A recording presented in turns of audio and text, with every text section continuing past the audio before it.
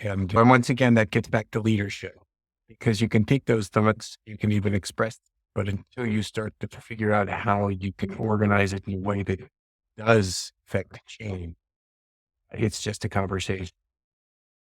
And once again, as mentioned before, to me, solving a problem becomes the next problem. It is not ever static. It's always evolving and you can always do better. And I think that we've done well in some ways. We really have a long ways to go before we are making a contribution that we are capable of making and get valued the way we should be valued. Yeah. Yeah, our work isn't easy. It is not easy. It's not as hard as some other people. Every time I see the people that collect the trash, I think that's really hard work. Yeah. They're out there in such cold weather and it's rainy and that truck stinks and they're on that truck from 5 in the morning till 5 in the afternoon. Mhm. To me, that's really hard work. We have, Well, we went to school, so we don't have to do that hard work. yeah, but We'll have hard work.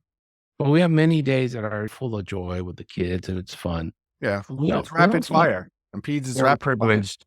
but we also have some days like last week where I sent a child to the ER and he has a tumor in his brain and he's not going to live. It's part of And those catastrophic moments are really hard to internalize.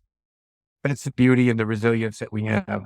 We could talk, we were going to talk about wellness a little bit, but that is an issue to me that really does magnify the difference between early career and medical students, early career physicians and medical students, and those who have been in practice and feel burned out based upon the trials, tribulations, demands, and issues around being in practice.